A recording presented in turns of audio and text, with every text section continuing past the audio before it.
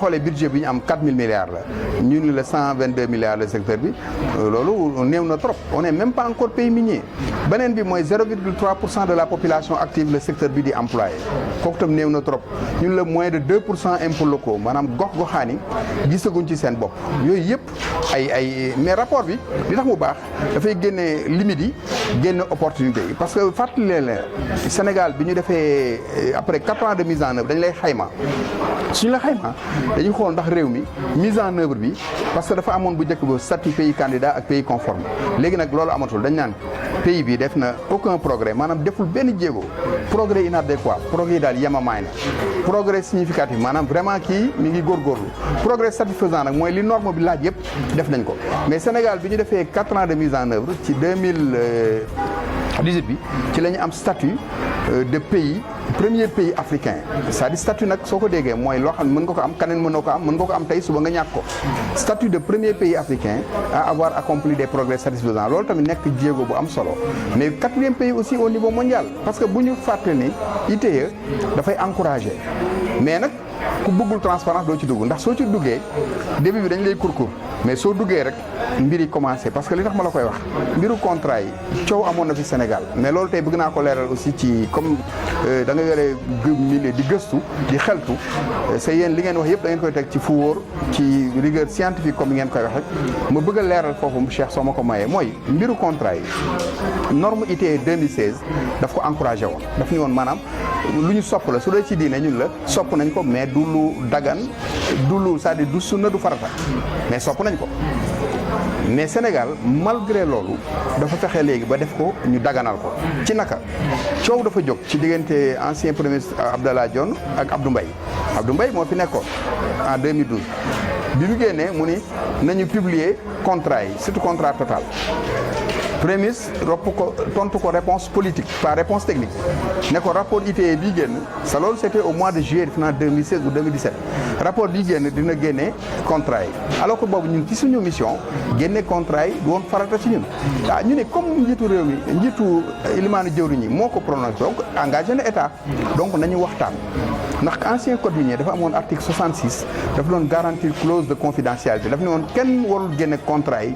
lu dul ñaari parties kenn d'accord ci mais bi ñu defee loolu ñu jël ko comme opportunité daal di fexe ba contrat yi non seulement ñu publier 34 contrats tey mi ngi en ligne ak 16 contrats yëpp na génnagul am na yu génnagul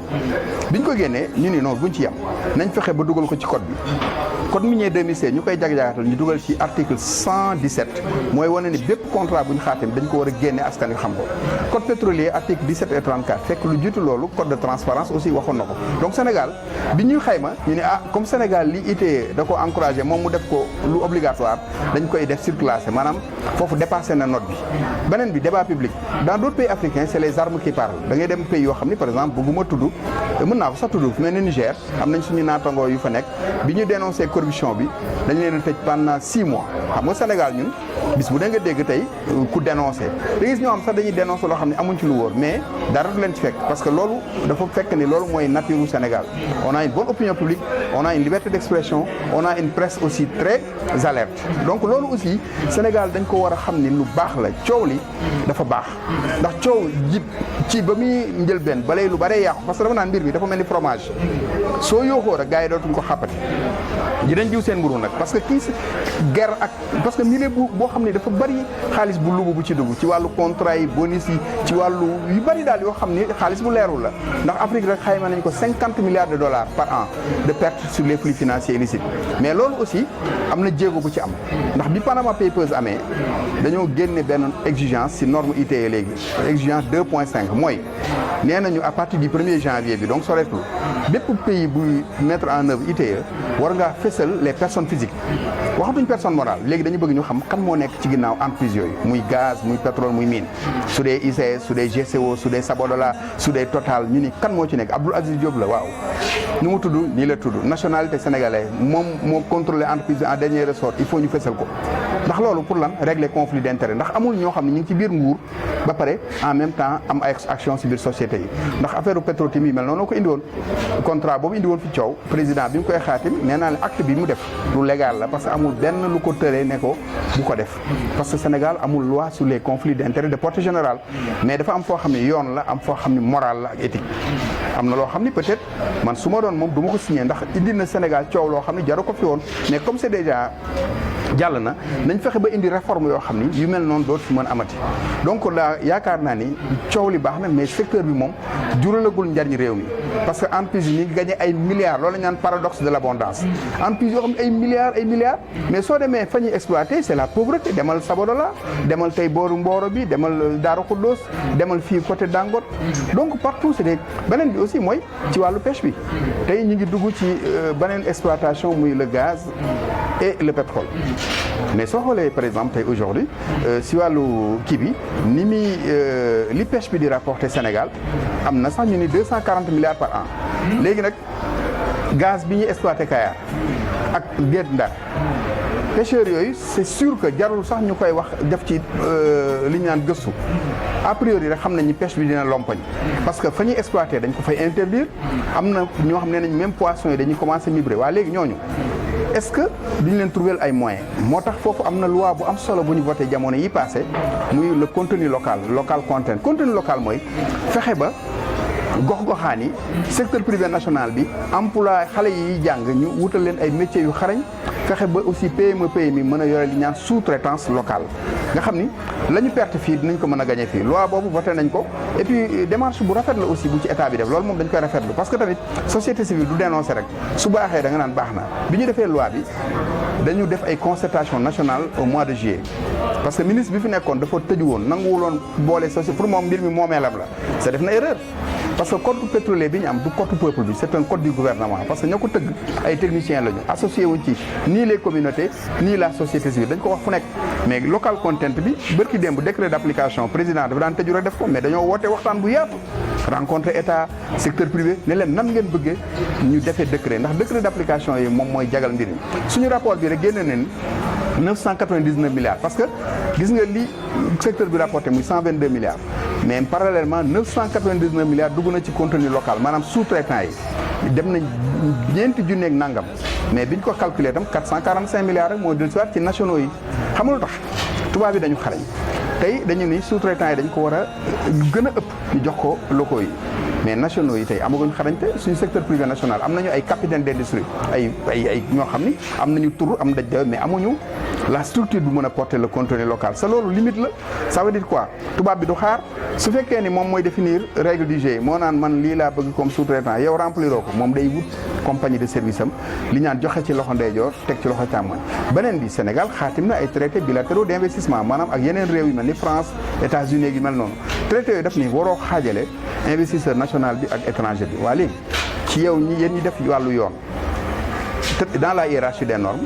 convention ak traité moo ëpp doole même constitution moo ëpp doole loi waaye léegi lii di loi nationale léeg-léeg di convention loolu suñu ko fexee ba méngale wuñ ko jëm ko négocier tey ñële ñooy am ñooñu ëpp doole donc dañu nar a gagner tout ce qui est contenu local tout ce qui est sous-traitant local donc gis naa ni Sénégal dafa bari ay lois yuy jël mais lois yi souvent problème bi mooy duñ ko jëmal mise en œuvre bi li Burkinabé ne Sénégalais yi da ngeen di réfléchir jox ñu appliquer li may wax beneen bi tamit code bu baax na loi baax na rapport ITIE baax na mais communauté yi ñoom lekkuñu li ma naan croissant moo gën croissant mooy population yi seen yëg-yëg lan la soppi ci seen dund tey muy ITIE impact bi sa foofu nee naa Sénégal su dee fu ñu war a làbbali la ñaar yooyu mooy maillon faible yi naka la ñuy négocier contrat yi baaxul les contrats sont mal négociés parce que amuñu ingénierie contractuelle beneen bi mooy impact bi la fay jógee tamit delluwaat ci askan wi lu néew a néew la parce que 2010 ba léegi état entreprise yi fay nañu état fonds de péréquation li war a delluwaat ci ñoom état jël na ko parce que budget unique la waaye delloowaat ko gox-goxaan yi ça malheureusement ñi ñu fal ñun jox leen suñuy lenge muy yore ndombo tànk muy les maires muy les députés doo dégg ñu coow ci ñun société civile assemblée nationale tey plus de 60 députés maires ko ay ñoo xam ne ñu ngi si gox-goxaan yooyu mais pourquoi mënuñu laaj loolu ñun ngay dégg ñun ñooy génne chiffres yi ñu ñoo naan état barki démb dama déglu ministre des mines fële ci Matam mu daal di wax lu am solo mu ni loolu état dina ko fay mais dañ ko xayma critère démographique lañ gis ni baaxul am na commune yi am 75 000 francs sa loolu man nii sama wàllu bopp bi ma jëlee rapport parce que ñun rapport bi li ñu bëgg mooy ku mel ni yéen ngeen saytu ko analyser ko pour mu nekk élément de plaidoyer man bi ma jëlee arrêté bi dama ko désagrégé ma ne région bu mel ni Thiès première région minière du Sénégal 2016 suñu rapport yi tey nee na 140 milliards la Thiès dugal 2017 50 milliards du 90 milliards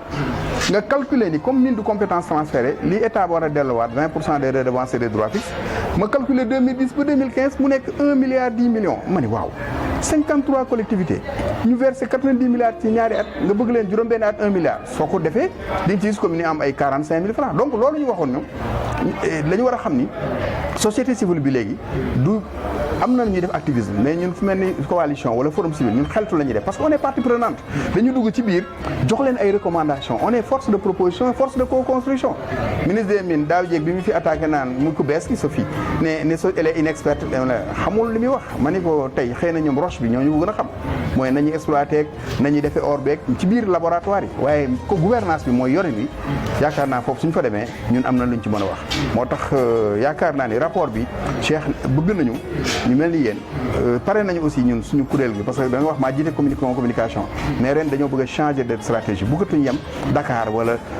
génne ko rek presse bi ne 122 milliards dañoo bëgg ñu dugg ba ci biir xóotal ko bëgg nañ dem Université Bambey dinañ ñëw Thiès dinañu dem Kayar dinañu dem Matam dinañu dem Kédougou dinañu dem Saint-Louis foofu yëpp pour fexe ba jox askan wi information yoo xam ne ñu mën a porter plaidoyer pour plus de redevabilité plus de transparence et su amee loolu rek parce que ñetti condition moo am beneen bi mooy ñay exploité la ñu sartoon teg état ñu mën koo respecté beneen bi mooy la cay génne ñëpp gis seen bopp yaakaar naa ni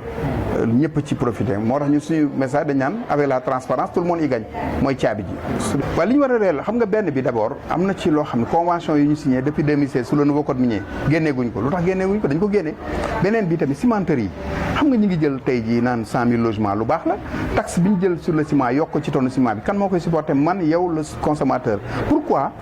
entreprise yi nga xam ne ñooy cimenterie yi 10% yi ñu war a mooy de part gratuite état lu tax nanguñ ko fay muy Dangote muy Sococim muy Ciment du Sahel fu mel ni ICS par exemple tey ñun bëgg nañ fa dem mais barki dem forum civil dañoo génne suñu benn résolution ne nañu renégocier contrat ICS parce que ICS code 1988 moo leen tënk sa code boobu prévoir loon redevance donc ñoom du ñu fay benn dërëm état du Sénégal soo demee ci rapport bi Cheikh maa ngi lay ñaan nga dugg ci ICS yëpp 5 milliards la ñu dugal ren ci gafaka te 5 milliards yoo xam lan la cotisation sociale impôt sur le revenu loolu ak travailleur yi la soo demee fii zone Ngoundiane COGECA mi ngi dugal 5 milliards GECA mine 2,7 milliards COGECA xam nga ñoo ko moom waa ñi moom Ciment du Sahel ñoom layus c'est-à-dire mbir mi gis nga ñi ko contrôlé les capitaines d'industrie ñoom ñëwuñu pour suqali Sénégal dañoo ñëw pour dugal seen xaalis pour am profit ñun nag suñu état yi suñu gouvernement yi ñoo war a am xereñtewu négocier contrat état da ci gis boppam wax nga ko sànq 122 milliards pour un budget de 4 milliards baaxul mais mieux aussi les maires dañu war a am ingénierie financière parce que dañuy jooytu amuñu moyen mais problème collectivité locale yi tamit surtout habiliter les sites miniers du affaire u moyen affaire u ingénierie parce que dañuy jël clientèle politique boo xam ne amuñu même le maire souvent du am niveau pour xam les niches yi mën am ak entreprise parce que mën na am convention minière locale de développement mën na am yeneen opportunité am na lu ñu naan fonds d'appui au développement local lu am solo la Ibrahima par exemple loolu ñu ni yow gis nga yàgg nañ ci wax mooy disposition la boo xam ne article 115 code minier moo ko wax nee na 0,5% chiffre d'affaires annuel hors taxe entreprise dañ ko war a delloo goxaan bi nga xam ne fa la ñuy gasee mine bi tey su deen Daara Khoudoss ICS ak GCO soo boolee seen chiffre d'affaires dem na 200 milliards suñu jëloon disposition boobu 0,5% delloo ko commune Daara Khoudoss commune bi dina am 1 milliard de budget alors que commune bi 300 millions mooy budget am fi ñu toll donc mën na ko tripler mais li tax état di jël ay mesures du ko appliquer loolu aussi parce que amul ñu koy fàttali amul aussi les populations n'ont pas des voies de recours par exemple bis bu ne nga gis ñu salfaane seen ak seen yelleef ñun nag li ñu bëgg mooy population yi léegi passer de l'indignation à l'action maanaam bàyyi ñaxtu mais di jëf bi nag na lalu ci xel et puis ñu dem ci action contentieuse tey entreprise bi su salfaañee obligation contractuelle comme ña leen war a saytu ñu mën a fexe ba yóbbu leen ci yoon pour ay daan teg seen kaw. information yi nga yor. ci wàllu pétrole ak wàllu gaz donc fan la toll mbir mi. am naa yaakaar ni xam nga dans d'autres pays dañ naan malédiction am na nag lu borom xam nee nañu l'or noir n'est pas l'or du continent noir wax bu yéeme la parce que dañ ni fii lañ ko exploité waaye duñ ko jariñoo fii ndax ñële ñoo koy raffiné indi ko mais nag am naa ci yaakaar yaakaar bi mooy lan d'abord coow li teel naa jóg.